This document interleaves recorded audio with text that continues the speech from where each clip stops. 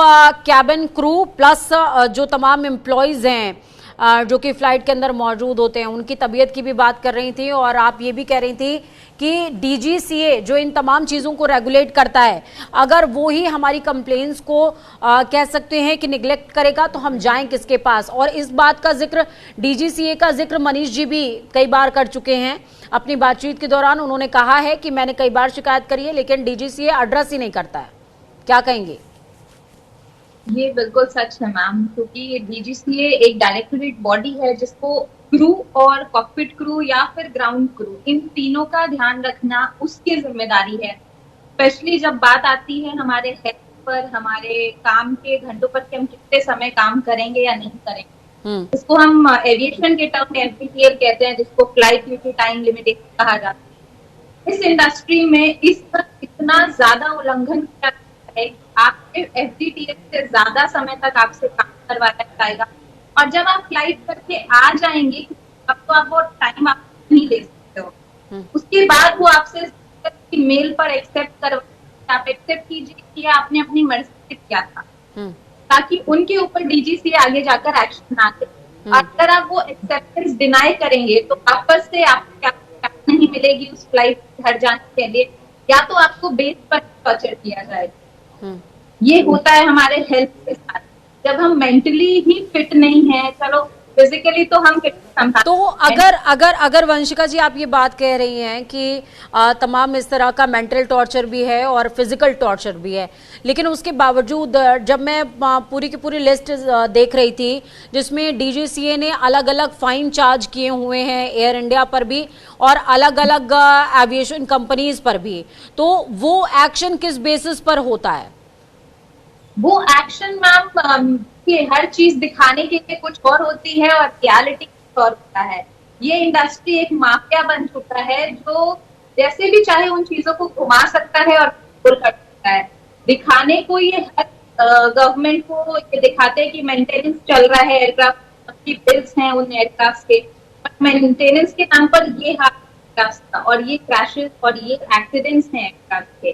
तो अगर आप मेंटेनेंस पर घोटाला कर सकते तो फिर आप किसी भी चीज को दिखाने के लिए, क्योंकि कोई भी व्हाइट वॉश कर नहीं रह सकता है, उसको एक दो केसेस दिखाने होंगे ताकि वो रियल लगे, ऑथेंटिक लगे।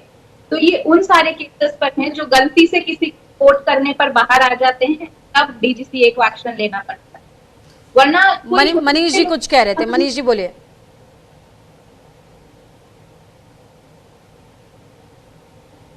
आपका फ्रेम शायद म्यूट है, अनम्यूट कीजिएगा सर। मेरा म्यूट है अभी? नहीं अनम्यूट है सर, बोले। हाँ, एफडीटीएल एक सिस्टम है जो डीजीसीए ने लाया है। सबसे बड़ी बात मैं आपको बताना चाहूंगा कि डीजीसीए जो नियम बनाता है खुद ही फॉलो नहीं करता, ठीक है। जैसे डीजीसीए ने एक नियम बनाया है एफडीटीएल का, in flight duty limit time limitation, ठीक है। दो केस में बताता हूं अभी आपके सामने जो बैठी हुई क्रू वंशिका सिंह, इनका केस में बता रहा हूं आपको, इनसे रिलेटेड केस।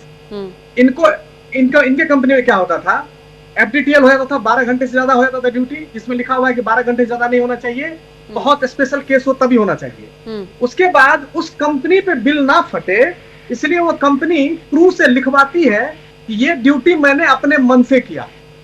अगर ये बोलेगी कि नहीं, अगर ये मेल नहीं करेगी ये मेल बैक, तो इनको कैब नहीं दी जाएगी घर जाने के लिए। अब आप बेस पे घूमते रहो, 12 घंटे की ड्यूटी करके आप आ रहे हो, उसके बाद बेस पे आप घूमते रहो।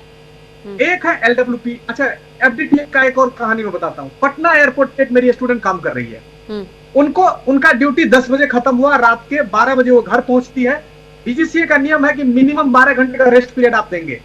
अगले दिन उसका लीव है, जो वीकली लीव होता है, वीक ऑफ है, लेकिन अगले दिन एक मीटिंग के लिए उसको सुबह 9 बजे बुलाया जाता है। अब आप समझिए, 9 घंटे का आपने मिनिमम रेस्ट पीरियड ही नहीं दिया। मैं आपको उस बच्चे से मिलवा भी सकता हूं, मैं आपको 9 घंटे का आप रेस्ट पीरियड दे रहे हो, तो ये तो फुल्ली उल्लंघन है एफडीटीएल का। और वो भी उसके छुट्टी के दिन, फिर उसके बाद छुट्टी अब उसको दोगे कि नहीं दोगे उसका भी कोई ठीक नहीं है। दूसरा, एलडब्ल्यूपी, हिंदुस्तान की एक बहुत बड़ी कंपनी है जो एलडब्ल्यूपी इंट्रोड्यूस की है। मैं उसकी कहानी आपको बताता हूं। जब आप एलडब्ल्यूपी लाए हो, और उस कंपनी को इसके लिए बेस्ट एम्प्लॉयर का अवार्ड भी मिला है इस कंपनी में। एलडब्ल्यूपी एक ऊपर से दिखाने की चीज है, अंदर की कहानी मैं बताता हूं आपको। एक क्रू है, वो तमिलनाडु से है, वो बेंगलोर से फ्लाई करती है। उसने मुझे बताया कि मैंने 3 बार एलडब्ल्यूपी ले लिया, अब उस LWP लेने के कारण 3 नोटिस उसको मिल गया। अब चौथा नोटिस अगर उसको मिल जाएगा तो कंपनी LWP एग्जैक्टली क्या है सर? Live without pay. अच्छा, ओके, ठीक है। अगर आपने लाया है LWP तो LWP का पालन कीजिए। अगर कोई फ्लाइट उड़ाने में सक्षम नहीं है, वो बीमार है, अगर आप उससे फ्लाइट उड़वा रहे हो तो इस तरह की घटना होगी ना। अब वो लड़की, मैं बता रहा हूँ, एक दिन 104 डिग्री बुखार में गई है फ्लाइट ऑपरेट करने के लिए। तो कहने का मतलब ये है कि ये सारे नियम कानून ये जो खुद बनाते हैं, इसका पालन खुद नहीं करते हैं। ठीक है। DGCA को लेकर के आपने बोला कि जो ये नियम खुद बना रहे हैं उस नियम को ये खुद फॉलो नहीं कर रहे हैं। अब हम सॉल्यूशंस पर आते हैं, क्योंकि हमने बीते 40 मिनट तक हमने इस पर चर्चा कर ली कि प्रॉब्लम्स एग्जैक्टली कहां पर है। बोइंग के इंफ्रास्ट्रक्चर पर प्रॉब्लम है, बोइंग की अवहेलना हो गई, चलिए बोइंग को ग्राउंड कर दिया गया एक बार को। 27 बोइंग जो है मौजूदा समय में एयर इंडिया के पास हैं, उनको ग्राउंड कर दिया गया। एयर इंडिया ने ये वादा कर दिया कि अब हम जो अपनी टेक्नोलॉजी है, अपने लोग हैं, उनकी हम केयर करेंगे, तमाम चीजों का हम ध्यान रखेंगे, क्योंकि अहमदाबाद एयरपोर्ट जब तक ये मलबा क्लीन नहीं हो गया बस तब तक के लिए बंद था, उसके बाद से वापस से शुरू हो गया है।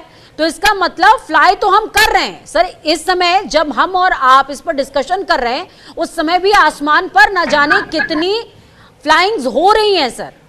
और आपने बोला कि बोइंग अगर उड़ता हुआ बारूद है, बम है, तो पता नहीं कितने बम हमारी खोपड़ी पर इस समय जो है वो घूम रहे हैं। हो सकता है कि वो कहां पर गिर जाएं, कुछ पता नहीं है।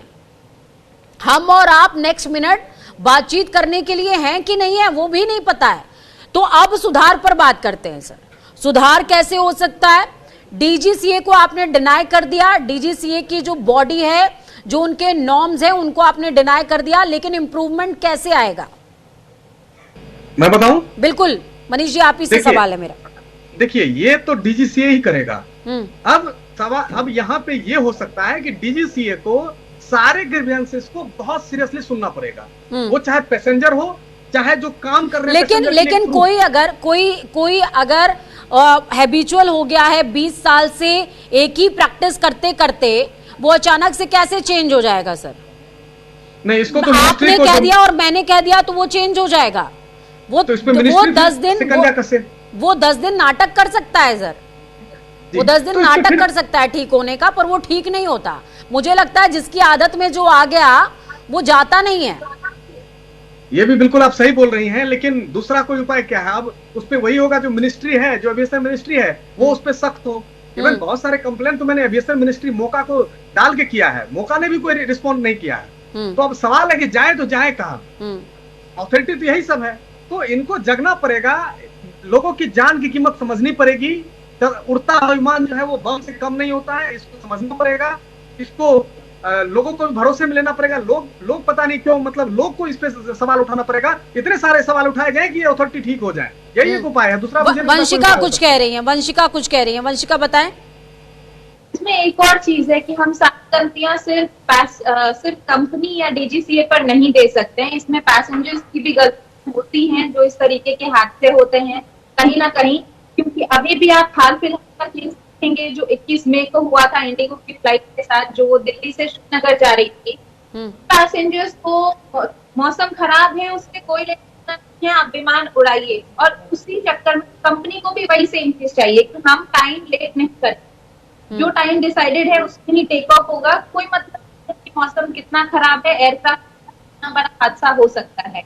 और मतलब वो भाग्य से बच गए क्योंकि उन्होंने एयरफोर्स ने उनको गाइड किया लैंड करने के लिए और वो सेफली लैंड किए, वरना उसका नोज जो था रप्चर हो गया था। तो ये हादसे पैसेंजर्स की वजह से भी हो सकते हैं।